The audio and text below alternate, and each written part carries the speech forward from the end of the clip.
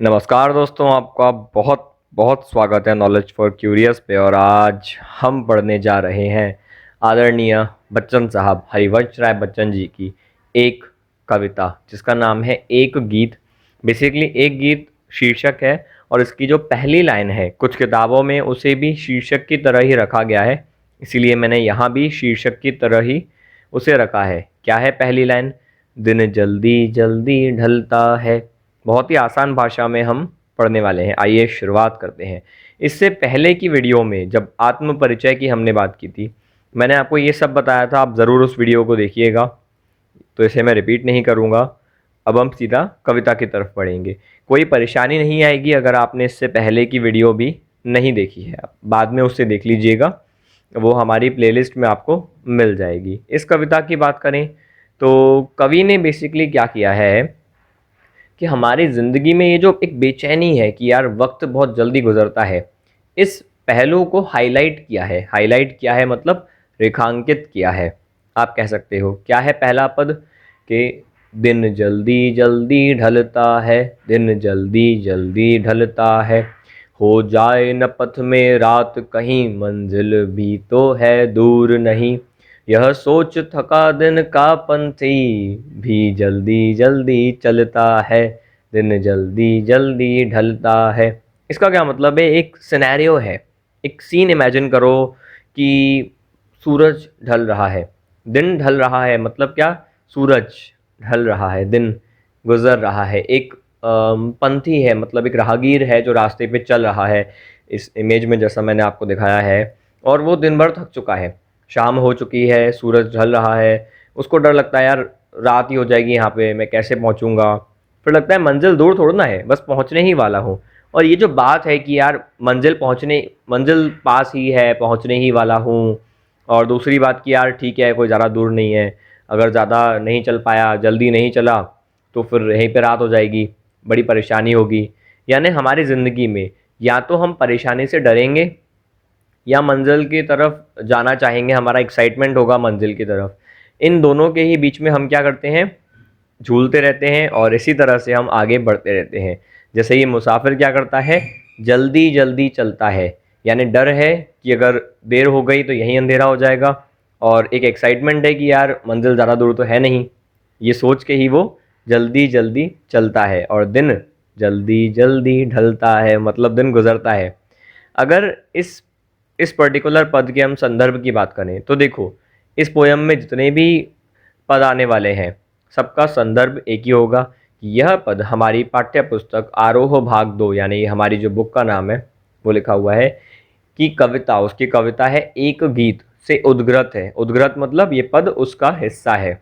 इसके रचयिता, इसके यानी राइटर, छायावादोत्तर काल के प्रतिनिधि, यानी छायावाद के बाद जो काल आया, छायावाद के जो कवि थे हमारे, आपको पता होगा आदरणीय सूर्यकांत त्रिपाठी निराला जी, ठीक है जी, सुमित्रा नंदन पंत जी, महादेवी वर्मा जी, जयशंकर प्रसाद नारायण जी, ये सब लोग जो थे, ये सब लोग थे छायावाद के। ठीक है जी। इसके बाद में क्या हुआ था? इसके बाद में आए उसके जो कवि छायावादोत्तर जो कहलाएंगे, उनमें एक नाम आता है उनके प्रतिनिधि का, यानी उनके लीडर का, जिन्होंने कविताएं लिखी और सबको इंस्पायर किया, मोटिवेट किया कि आप भी ऐसी कविताएं लिखो। और उसमें नाम आता है कवि हरिवंश राय बच्चन जी का। ये जो कविता है, यहाँ पर कवि ने एक कलेक्शन लिखा था। यह कविता कवि द्वारा रचित काव्य संग्रह, काव्य संग्रह मतलब एक कलेक्शन था, निशा निमंत्रण, उसमें काफ़ी सारी पोयम थी और एक पोयम यह है जिसका नाम है एक गीत। अगर हम इस पर्टिकुलर पद की बात करते हैं तो यहाँ क्या कहा गया है? प्रस्तुत पंक्तियों में कवि ने जल्दी बीतते समय और पथिक के चलते रहने का वर्णन हुआ है, मतलब कैसे समय बीतता है और पथिक चलता रहता है, इस बात का वर्णन हुआ। अब इसमें क्या विशेष है? इसमें क्या विशेष है, क्या काव्यगत विशेषता है, हम इसको देख लेते हैं। कवि ने जीवन की क्षणभंगुरता व प्रेम की व्यग्रता को व्यक्त किया है कि जीवन में क्षणभंगुरता है, मतलब जीवन बड़ा जल्दी खत्म होता है, कितना छोटा सा लाइफ होती है। पता भी चलता है कि ये एक सैटरडे को हमारी वीडियो आई, फिर उसके बाद फिर अगला सैटरडे आ गया, फिर हिंदी की वीडियो आई, फिर अगला सैटरडे आ गया, कितनी जल्दी जल्दी वक्त बीतते जाता है ना। और प्रेम की बेचैनी है, ये प्रेम, हमारा मोह हमारी मंजिल की तरफ, किसी व्यक्ति की तरफ कैसे हमें बेचैन कर देता है। ठीक है जी, कैसे बेचैन करता है इस बात को भी एक्सप्रेस किया गया है। जल्दी जल्दी में पुनरुक्ति प्रकाश अलंकार है। जब ये बोला गया है जल्दी जल्दी, तो ये रेपिटेशन है, यानी पुनरुक्ति प्रकाश अलंकार। दिखा दूं आपको, ये देखो, ये देखो, जल्दी जल्दी दो बार आया एक ही शब्द, तो ये पुनरुक्ति प्रकाश अलंकार है, रेपिटेशन। लैंग्वेज की बात करें, भाषा शैली की, तो देखो भाषा बहुत ही सरल, सहज और भाव अनुकूल है। फीलिंग्स के हिसाब से भाषा चुनी गई है, बहुत ही सरल, बहुत ही आसान। खड़ी बोली है। खड़ी बोली का मतलब समझो। खड़ी बोली मतलब जहाँ आपको संस्कृत और फारसी के शब्द मिले। उर्दू जो हम बोलते हैं उसका जो स्क्रिप्ट है, बेसिकली उस स्क्रिप्ट को हम हिंदी में बोल सकते हैं लिपि, वो है फारसी, और संस्कृत तो आपको पता ही है। तो इनके शब्दों का आपको ज़्यादा प्रयोग मिलेगा, यानी आजकल के शब्दों की जो लोकल लैंग्वेजेस हैं, ब्रज और अवधि, मैं ब्रज और अवधि का अपमान नहीं कर रहा, पर बेसिकली वो लोकल लैंग्वेज हुई। ठीक है जी। लेकिन जो ट्रेडिशनली बहुत पुरानी लैंग्वेज है, जो लिटरेचर में यूज़ हुआ करती थी, संस्कृत, हिंदी, फारसी, तत्सम शब्द एकदम, उन शब्दों का प्रयोग ज़्यादा हुआ है। तो ऐसे शब्दों का जब प्रयोग हो, यानी लोकल लैंग्वेज के वर्ड्स की जगह प्योर हिंदी के वर्ड्स, प्योर संस्कृत के वर्ड्स, प्योर उर्दू यानी फारसी के वर्ड्स अगर मिलते हैं, तो आप उसे कहोगे खड़ी बोली, जैसा कि इस पद में था। जीवन को बिंब के रूप में व्यक्त किया है। बिंब मतलब कोई भी इमेज, तो एक इमेज की तरह बता दिया है कि जीवन बीत रहा है। जबकि आप लाइफ को देखो तो लाइफ एब्स्ट्रैक्ट है, आप कैसे लाइफ की इमेज को एक्सप्रेस करोगे, लेकिन यहाँ पे लाइफ की इमेज की तरह एक्सप्रेस कर दिया कि लाइफ गुजर रही है। फिर क्या है, वियोग श्रृंगार रस की अनुभूति है। वियोग मतलब कहीं एक दूरी, कहीं एक बेचैनी दिख रही है हमें मंजिल से दूरी, कि मंजिल से दूर है, मंजिल जाना चाहते हैं, कहीं पहुंचना चाहते हैं, वो एक्सप्रेशन आपको यहाँ पे मिलता है।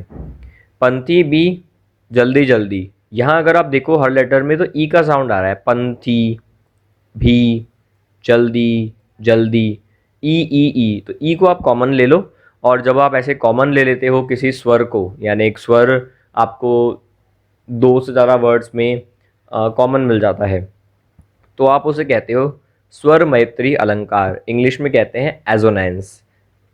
ठीक है, हिंदी में बोलते हैं स्वर मैत्री अलंकार। दूसरा पद, आइए क्या कहते हैं दूसरा पद। बच्चे प्रत्याशा में होंगे, नीड़ों से झांक रहे होंगे यह ध्यान, परों में चिड़िया के भरता कितनी चंचलता है, दिन जल्दी जल्दी ढलता है, दिन जल्दी जल्दी ढलता है। अब इमेज देखो एक बर्ड की, एक बर्ड, एक पक्षी जब आसमान में उड़ता है, अब वो अपने घर जाना चाहता है, उसके बच्चे नीड़ों यानी घोंसले से झांक रहे होंगे, वो ये सोचता है ना, और जब वो ये सोचता है कि अरे मेरे बच्चे मेरा इंतज़ार कर रहे हैं, तो वो और जल्दी जल्दी अपने पंख फड़फड़ाता है, उसके पंखों में और ज़्यादा चंचलता यानी और ज़्यादा मोमेंटम आ जाता है, और इसके साथ दिन जल्दी जल्दी बीत रहा होता है। यानी एक तरफ दिन जल्दी जल्दी बीत रहा होता है, और एक तरफ एक पंछी अपने पंख फड़फड़ा रहा होता है, क्योंकि उसे मालूम है कि उसके बच्चे इंतज़ार कर रहे हैं उसका घोंसले में। संदर्भ लिखना है सेम लिख देना, कोई फ़र्क नहीं पड़ता। प्रसंग अलग लिखोगे, बिल्कुल क्या लिखोगे, देखो प्रसंग बेस्ड होता है उस पर्टिकुलर पद पे, और संदर्भ बना हुआ है कि वो पद कहाँ से लिया हुआ है। तो उस पोयम में कोई भी पद हो, आपको खाली एक ही संदर्भ लिखना है, जो मैंने आपको बना के दिया है, बहुत शानदार। इसका फ्री पीडीएफ की लिंक डिस्क्रिप्शन में गिवन है। अगर हम बात करें प्रसंग की, तो यहाँ पर कवि ने चिड़िया के उदाहरण से प्रेम के कारण होने वाली व्याकुलता का वर्णन किया है। कैसे प्यार बेचैनी कर देता है, बेचैनी ले आता है ना दिल में प्यार, उसको एक्सप्रेस किया गया है।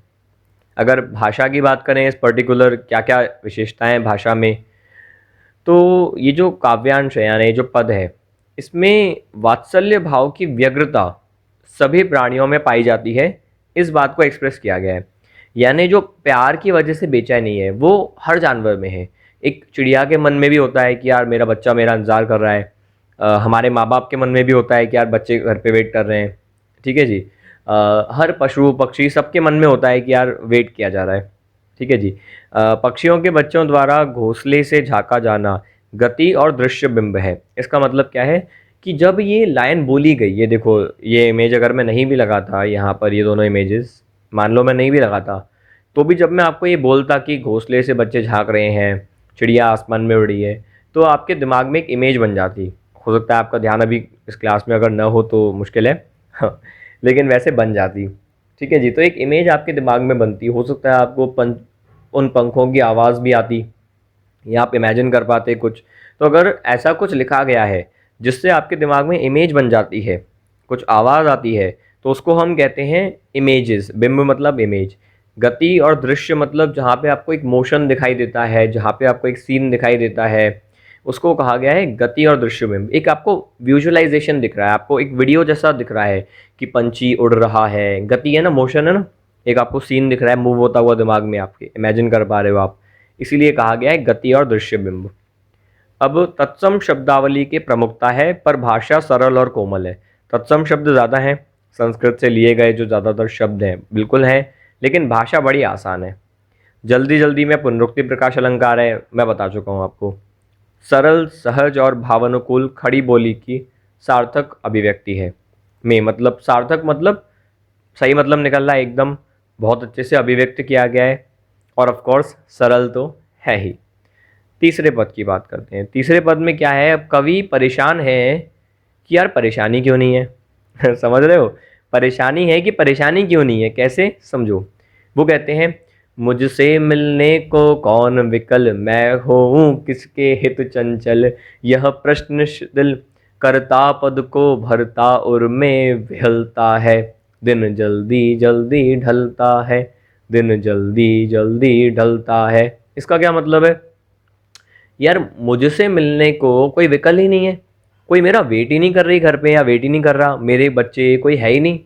मतलब ऐसा नहीं है कि उनके बच्चे नहीं थे, मतलब उनको, वो कह रहे हैं कोई ऐसा चाहिए था जो उनका इंतज़ार कर रहा हो, जिसकी वजह से बेचैन होके ये भागे। वो कहते हैं कोई है ही नहीं मेरा जो मेरा इंतज़ार कर रहा हो, मैं किसके लिए चंचल हूँ, मैं किसके लिए भागूँ कि घर पहुँचना है, घर पहुँचना है। और जब ये फीलिंग नहीं है, घर पहुँचने की बेचैनी नहीं है, तो इस केस में क्या होता है, वो कहते हैं मेरे पद शिथिल हो रहे हैं। शिथिल मतलब ठहरा हुआ, मेरे पद ठहरे हुए हैं, कोई मूवमेंट नहीं है। मूवमेंट हो भी क्यों जब कोई है ही नहीं घर पे इंतज़ार करने वाला या करने वाली। तो भरता और में विहलता है, ये बात मेरे मन में विहलता, बेचैनी को भर देती है, और दिन जल्दी जल्दी गुजरता जाता है। फिर क्या कहते हैं अगले प्रसंग में, यहाँ पे जीवन में प्रेम द्वारा होने वाली व्याकुलता का अभाव दर्शाया गया है। यानी प्रेम से जो बेचैनी होती, उसका अभाव, अभाव मतलब होता है एब्सेंस, तो absence of anxiety created by love. तो लव की वजह से जो एंजाइटी होना चाहिए थी, उसकी कमी महसूस हो रही है। आदमी एंजाइटी से भागना चाहता है, पर कवि तो कुछ भी कर सकते हैं। तो ये भाई साहब को चाहिए थी एंजाइटी, क्योंकि वो एंजाइटी जो है वो प्यार के साथ आ रही है, और प्यार यार ज़िंदगी में कौन नहीं चाहता, कवि भी चाहते हैं। अगर हम इसके भाषा की बात करें क्या विशेष है, तो एकांकी जीवन बिताने वाले व्यक्ति की मनोदशा का वास्तविक चित्रण किया गया है। एक व्यक्ति जो अकेला होगा, जैसे हमारे पत्रकार पोपटलाल या और भी ज़िंदगी में लोग हैं, वो दुर्भाग्य वाली बात होती है कि आपको अपनी ज़िंदगी अकेले बिताना पड़े। उससे बुरा कुछ हो नहीं सकता कि आप घर पे जाओ और आपका घर खाली है, आपको खुद लाइट जलाना पड़े, आपको ताला लगा के बाहर जाना पड़े, शायद उससे बुरा कुछ होगा, शायद ही होगा। पर जब आप अकेले रहते हो, आपके पास सुख दुख बांटने वाला कोई नहीं है, तो क्या आपकी मनोदशा होती है, कितना बुरा लग सकता है, किस हद तक आप टूट सकते हो, ये फीलिंग्स बताई गई है इस पर्टिकुलर स्टैंजा में। देखो ऐसा नहीं है हर बार कि है ना आदमी दुखी हो तभी वो लिखे। जो कवि होते हैं ना, वो अपने आप को दूसरे की जगह पे रखते हैं। जब किसी ने गाना लिखा था, तेरी मिट्टी में मिल जावा गुल बन के मैं खिल जावा, तो गाना लिखने वाले ने, जिनका नाम मनोज मुंतशिर है, उन्होंने खुद को एक शोल्जर की तरह इमेजिन किया होगा, तब उन्होंने लिखा होगा। जब किसी ने लिखा होगा बेख्याली में भी तेरा ख्याल आए, तो उसने खुद को एक आशिक बनाया होगा और फिर लिखा होगा। उसी तरीके से कविवर हरिवंश राय बच्चन जी ने जब इस पद को लिखा, तो उन्होंने खुद को इमेजिन किया होगा कि मैं एक ऐसा व्यक्ति हूँ जिसके पास कोई नहीं है, अकेलापन मुझे खाया जा रहा है, और उस अकेलेपन का जो दुख है उसको मैं कैसे व्यक्त करूँगा, ऐसे व्यक्त करूँगा इस पद में। भाषा की बात करें तो बड़ी ही सरल, सहज और भावानुकूल है। मुझसे मिलने, म अनुप्रास अलंकार है। मैं वो हूँ किसके हित चंचली, क्वेश्चन है। क्वेश्चन जहाँ पूछा जाए पोयम में, उसको हम कहते हैं प्रश्न अलंकार। तत्सम प्रधान शब्दावली, यानी तत्सम शब्दों का प्रयोग हुआ है जिसमें अभिव्यक्ति की सरलता है। अभिव्यक्ति मतलब एक्सप्रेशन, एक्सप्रेशन बड़े ही सरल हैं। ऐसा ही सरल एक्सप्रेशन आपको मिलेगा हमारी लाइव क्लास में, जहाँ मैं आपको पढ़ाता हूँ grammar, writing portion, reading portion, literature of course, और इसके साथ इंग्लिश के साथ आपको हिंदी भी फ्री मिलता है। फ़ी स्ट्रक्चर में भी डिस्काउंट चल रहा है। अगर आप अभी इंग्लिश की क्लास बुक करते हैं तो हिंदी अभी फ्री चल रहा है। सो आपको 5000 नहीं बल्कि सिर्फ 3500 पे करने हैं। अगर आप पढ़ना चाहते हो इस तरीके से लाइव क्लासेस, डाउट क्लास में अटेंड करना चाहते हो और 94, 94, 86, 91 10th रैंक इन एमपी अगर इस तरीके का स्कोर करना चाहते हो, व्हाट्सएप नंबर गिवन है। इसका फ्री पीडीएफ मैं डिस्क्रिप्शन में दे रहा हूँ, आप ज़रूर फ्री पीडीएफ को डाउनलोड करें। धन्यवाद।